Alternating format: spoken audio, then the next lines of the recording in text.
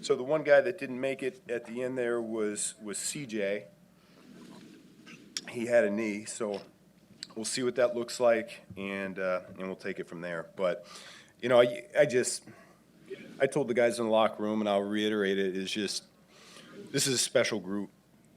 I felt that early in the season. You get with some of those wins, the Raiders game, and the Washington game, and you start feeling it, the belief coming, and this just doesn't. This group, I'm talking about coaches and players combined, it's rare. It really is. And I can't say enough good things about the people in this building. Ryan's done a great job bringing this collection of people together. And, man, they're mentally tough. They're physically tough. I know we're going to fight you for 60 minutes.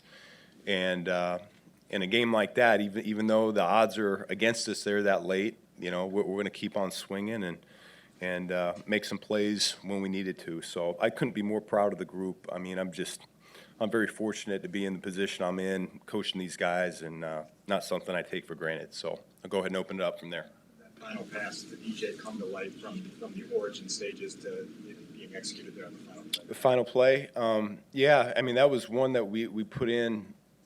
And we ran in practice on Thursday, and it almost looked identical to that. I thought Caleb threw a dime in practice, and DJ came down with it. And, we're hopeful that it may or may not be there. But, we timed that one up right. DJ ran a great route, and Caleb threw him a great ball. But I think it's also a testament to our preparation over the course of the week. I think the coaches do a great job coming up with good ideas to put our guys in good spots. And then when you go out and you execute it on the practice field, it does become game day reality for us. How do you describe your emotions in those final 3 minutes of regulation and the overtime and the big swing? I mean, my emotion, I try to keep them in check and steady Eddie. I was having some headset issues there at the end, and so that got the better of me at the end. But other than that, I try to stay conscious of what's going on, and my job on game day is to not only just call the offensive plays, but make sure that we're managing our timeouts correctly and the penalties and everything of that nature. And so it's hard to do that if I get too emotionally up and down. That's just what I've learned about myself over the years. So, like I said, though, I mean, I love it for these guys. I think they just did a phenomenal job here tonight. Was Jide the first option on that touchdown play? That was kind of he was kind of trying to explain. Well, we had a lot of answers.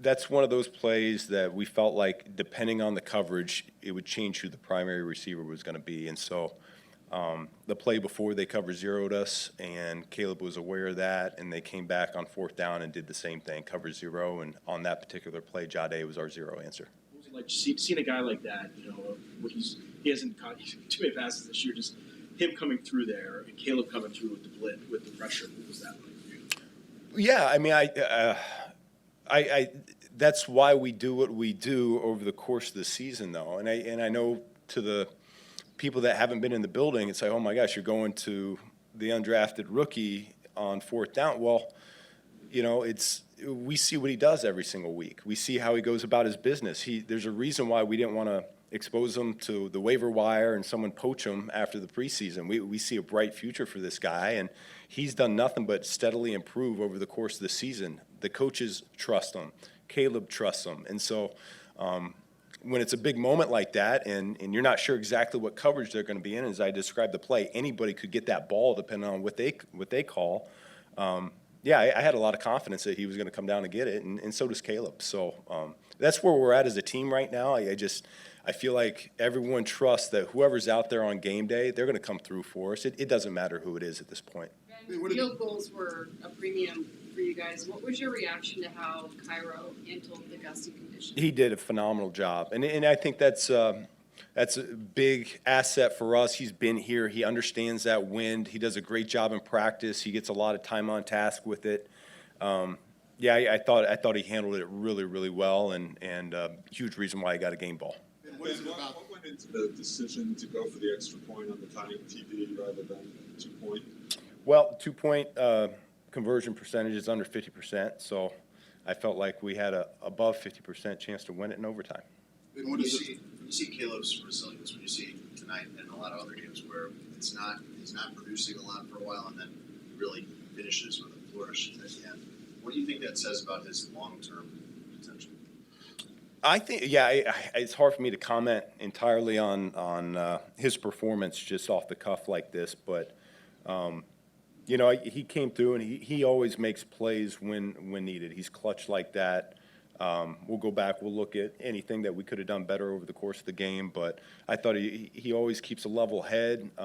He understands the situation so well. We're down by 2 scores, and hey, we got to score as fast as we can here. Got it. And he's all over it, trying to work as quickly as we can. And I think he gets better every single week, Jason. I think that's something we keep talking about, and I really do think he is playing some of his best football right now of the year. How good is it for his development to be in these games, to be in this intense playoff race, and theoretically after this, the playoffs themselves?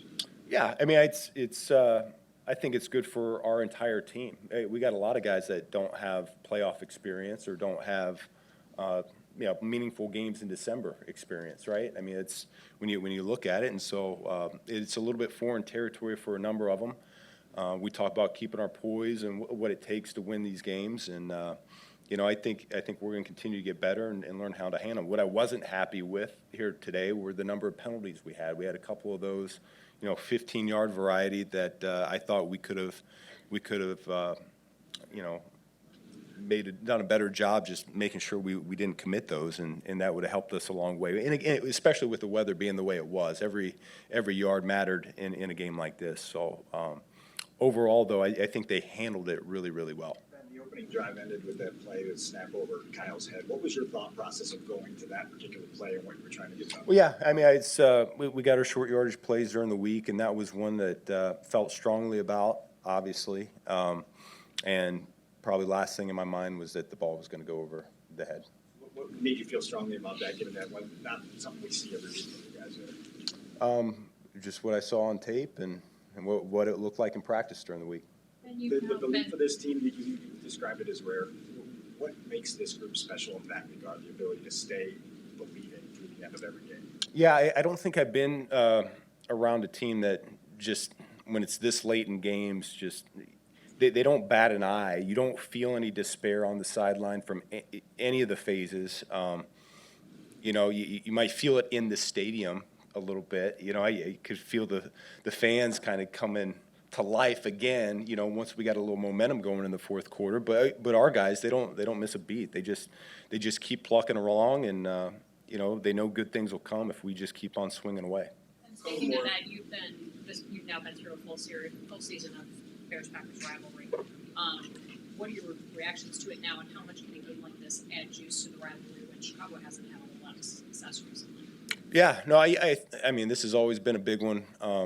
It's my first 2 games, obviously, with it, but it means a lot to the people in the organization. It means a lot to the city of Chicago. And it came down to the wire, really, in both the games. So it's going to be an exciting future, I think. And it was tough to get the flash of pass going early in the game for you guys. Felt like their edges were really there, getting pressure on Caleb, coming out of the fake. Then in the second half, a lot more successful, obviously, the final play there. What changed for you guys in that aspect of the offense? Shoot, Ben, I got to go back and I got to look at that, man. I don't know. I don't know off the top of my head. There were a number of things that weren't quite clicking there during the middle of the game. We felt like we were moving the ball in the first series, obviously, and it became one of those games pretty quickly where you knew it wasn't going to be many possessions. It was going to go by. They did a great job controlling the clock, and so I think we had 3 possessions in the first half, and we knew our opportunities were going to be limited there in the second half. And so, I got to go back and I got to look at the play action, exactly what went right and what went wrong. You brought up the 3 possessions. How frustrating is that, knowing that they're taking the air out of the ball there, and you're sitting there with all your offensive play calls, you want to get after it, but they're just holding that ball for those extended periods of time? Yeah, I don't know that it's frustrating. It's especially when your defense is holding them to 3s instead of giving up 7s. And so that even though they're possessing the ball as long as they are, that you're still in it. You're only down by a score, and you're going to be just fine. So, it's a matter of just putting a few good plays together and capitalizing in the red zone. Thanks, guys. Yep. Thank you.